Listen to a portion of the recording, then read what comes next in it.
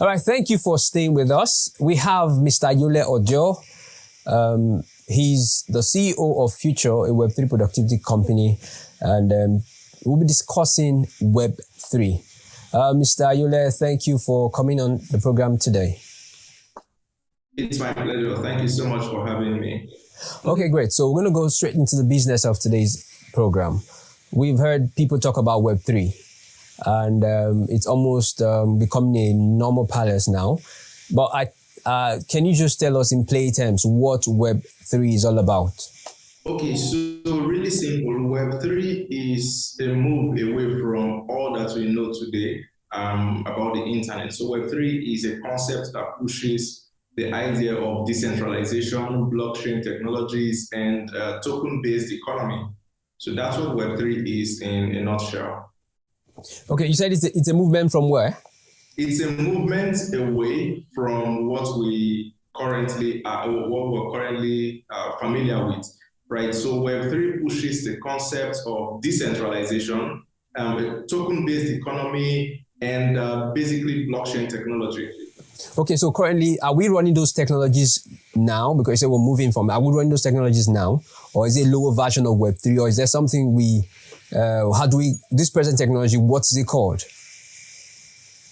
Okay, so to understand that, what we'll have to do is to understand where we're coming from, right? So when the internet just started, we started at what is called Web 1.0, and we moved into Web 2.0, and now we're in the Web 3.0 era. Now, Web 1.0 was very static, right? So you could just go on the internet and you see information that was given to you. Web 2.0 was an improvement, right? So what happened with Web 2.0 was it became dynamic, and you could interact with the websites. You could put in something and the websites shows something back to your website or apps in this case, right? So it became dynamic, and it was powered by big corporations. It's also called the social era, and that's where you have the era of Facebook, Twitter, which we currently are in. And Web3 is a move away from that. It removes power from the hands of a few giants and decentralizes it. That means it distributes power to all internet users, and you don't have to depend on just a select few companies to make really big decisions for you. Okay, if we have these running and it's okay for us, why the movement to Web3? Okay, so it's important that we move to Web3, and I think this is the point where I get to talk about the advantages of Web3, right?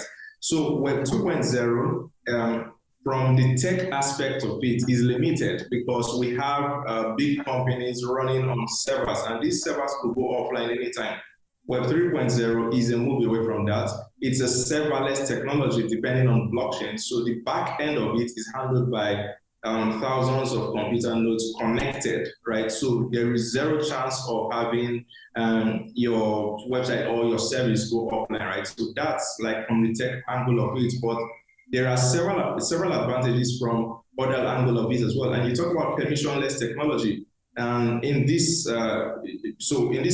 concept of permissionless technology refers to, okay, let me give you a simple example. If you're on Twitter or you're on Facebook, I mean, the moderators or the admins could kick you out of a group or out of the entire Facebook as a whole because you broke their rule. Now, permissionless technology, which is what Web3 is pushing, means there is no central authority to tell you what you're doing is wrong or what you're doing is right. So it takes power from everybody else and it puts it in your hands or in the hands of every internet user. Web3 also, as an advantage, pushes the idea of not having a middleman in any transaction. And that's also why you can see Web3 is blowing up in the area of cross-border remittance. You can transfer money across the world in a few seconds, and you really don't need a bank or a central authority to approve such transactions. So those are just some of the few advantages. But with what you just said, and you're talking about taking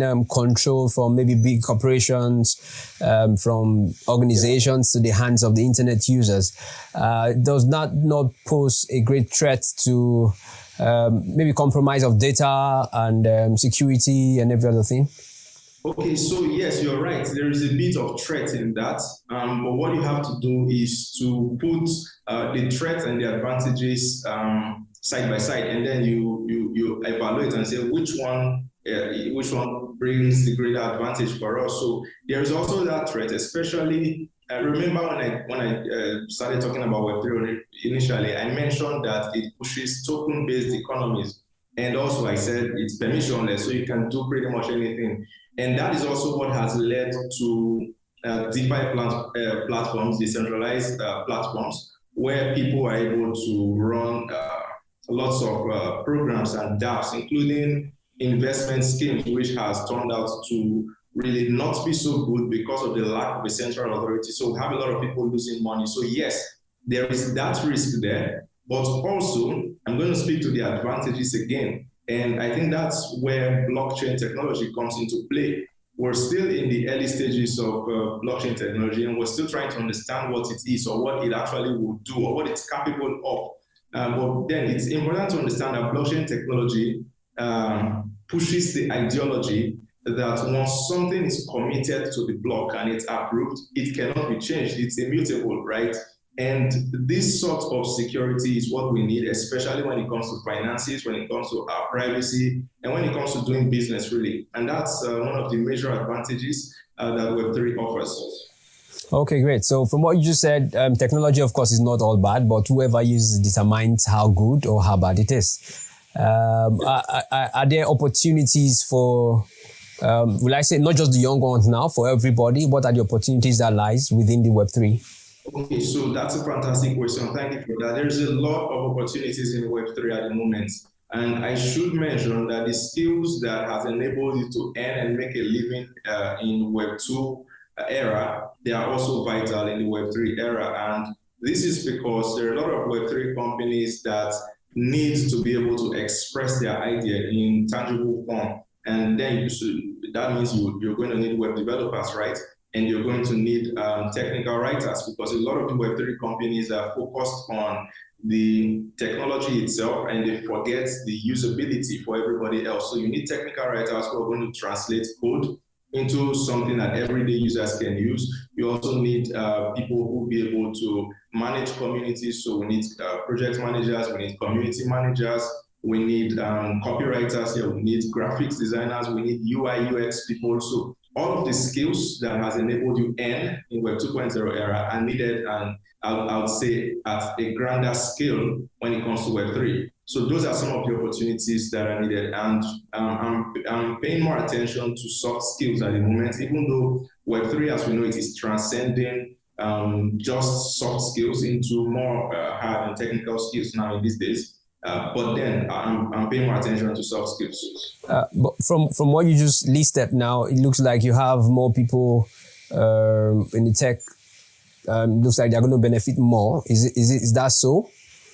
Because you had most of the soft skills or whatever what you mentioned, you just have more people tech related. Is it that the normal person that's not into tech cannot benefit from this technology? So the thing right now is Web3, as we know it, like I said, is still evolving, and we're not entirely sure all of the possibilities. Right now, the way we're able to express how Web3 relates to everybody is through soft skills and digital platforms. So while there are companies that are taking advantage and trying to build stuff around expressing Web3 physically and things we can touch and feel and use every day, we're not quite there yet. But then there are people that are making progress in that area. And I'll refer to Walkie. I think Walkie, yeah, that's the name of the company in the US. So when you purchase their shoe, it's a real life shoe, by the way, and you move from one place to the other, it connects to your fitness watch, and you start earning tokens as you engage in fitness activities. You can convert these tokens into fiat and you cash out like anytime. So that's an advantage of Web3 in the health sector, and not just digital as we need. But then it is very pervasive in the digital sector. And while people are working on the physical aspect of it, we're not quite there yet.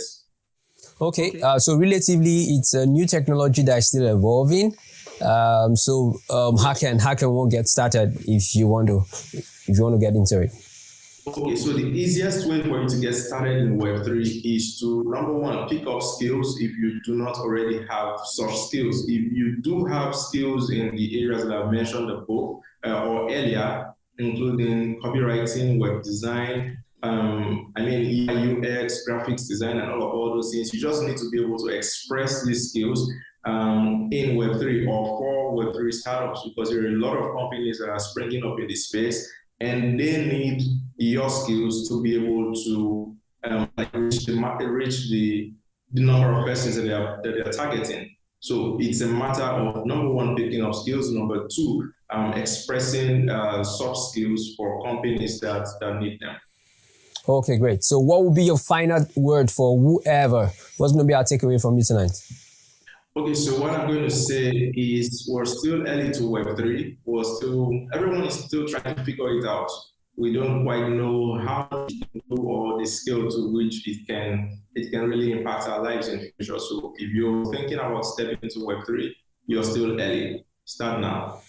Okay, you're still early. Start now. That's the final word from Mr. Yule Ojo, the CEO of Fushure, a Web3 productivity company. Thank you, Mr. Yule, for your time.